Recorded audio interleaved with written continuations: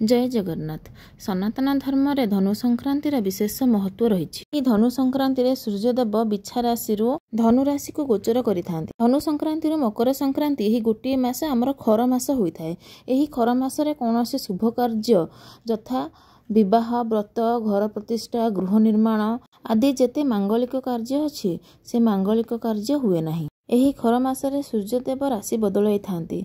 मान्यता अच्छी जे एही खर मासरे माँ महालक्ष्मी तांको बाप घर को गोटे मास पई जाइथांती। धनु संक्रांति मकर संक्रांति पर्यंत गोटे मास माँ महालक्ष्मी निज बाप घरे रही थांती। माँ महालक्ष्मी तांको बाप घर को जिबा पूर्वरु प्रभु श्री जगन्नाथଙ୍କୁ मुआ भोग अर्पण करिथांती। तेणुकरी एही गोटे मास धनु संक्रांति मकर संक्रांति पर्यंत महाप्रभु श्री जगन्नाथଙ୍କୁ मुआ भोग लगी होइथाए। यह व्यतीत महाप्रभु जगन्नाथଙ୍କୁ एही धनु संक्रांति दिन पहिली भोग मध्य अर्पण करा जाइथाए। मान्यता अच्छी जे माँ यशोदा जगन्नाथ बलभद्र एवं सुभद्रा को एक गोटे मास धरी मुआ भोग खाइबाकू देइथांती। तेणुकरी एहाकू धनु संक्रांति कुहाଯାଏ। आउ धनु मुआ मध्य ठाकुरଙ୍କୁ को भोग लगे। एही धनु संक्रांति रे फसल अमल होइथाए।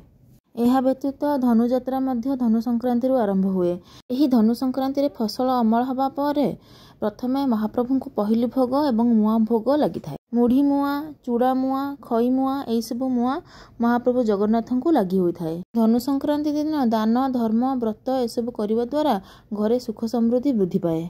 धनु संक्रांति दिन जदि आपण सूर्य देवता को पूजा करेंगे ताहले घरे धन धान्य पूरिबा सहित क्यारियर रे मध्य सफलता आपण पाई परिबे। 2024 डिसेम्बर 16 तारिख दिन धनु संक्रांति आम ए वर्ष पालन करुचे। एही दिन महाप्रभु जगन्नाथंकर मंदिर रे विशेष नीति आरंभ होता है। एही दिन पानी कखारू सहित बोईतालु खाइबा मना रही। एही धनु संक्रांति दिन जदि आपण तुलसी जल प्रभु श्री सूर्यदेव को अर्पण करेंगे ताहले आपणकर जेकोसी मनस्कामना थिले ताहा पूर्ण हेबो एवं आपणक शरीर सबुबले निरोग रहिबो। एही धनु संक्रांति दिन पवित्र नदी रे स्नान करिबार विशेष महत्व अछि। जदि आपणक पाखरे बा आपणक घर पाखरे कोनोसी पवित्र नदी नाही ताहले आपण जेतेबेले स्नान करूछंती सेतेबेले किछि गंगा जल आपण पानी रे मिसाई स्नान कले एहा अधिक फलप्रद हेबो। धनु संक्रांति दिन जदि आपण गाई को खाइबाकू देबे बा जेकोसी पशुपक्षी को आपण खाइबाकू देबे ताहाल तार पुण्य फल बहुत गुण में बढ़ी जाय थाए एवं भगवान का आशीर्वाद आपणक ऊपर मध्य सदा सर्वदा रही थाए। आपण एही दिन सत्यनारायणकर कथा सुनिबे ताहाले मध्य आपणक अशेष पुण्य फल प्राप्त हेबो। यही दिन गायत्री मंत्र एवं महामृत्युंजय मंत्र 108 थर पाठ करबा निहाती दरकार। ता व्यतीत आपण जदि एही दिन लोक मान को खाइबाकू दउछंती बा अन्न दान करूछंती ताहले आपण महापुण्य पाई परिबे।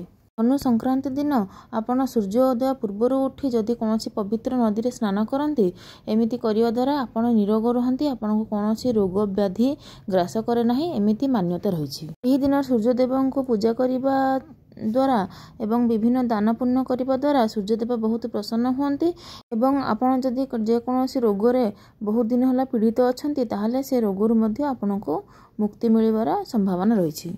जेमिति मु कहिली महाप्रभु जगन्नाथଙ୍କ पाखरे धनु संक्रांति रे मुआ भोग लागू हुए। पुष मासरे धान अमल पर उखुड़ा बा मुआर प्रस्तुति ओडिया चलनी रे एक विशेषत्व। एने बजार रे विभिन्न प्रकार मुआ बिक्री हुए। किछि मुआ चीनी रे प्रस्तुत होइथवा बेले आउ किछि मुआ गुड़ रे प्रस्तुत होइथाए। खाली सेतिकी नुहे मुआ को स्वादिष्ट करबा को सेतरे नडिया पातीठू आरंभ करी विभिन्न प्रकार सामग्री मिसा जाइथाए। अन्य पटे एही धनु संक्रांति थारु आमर महाप्रभु श्री जगन्नाथଙ୍କ मंदिर रे पहिली भोग मध्य आरंभ होइथाए। एहा क्रमागत 1 मास धरी मकर संक्रांति जाए पालन होइथाए।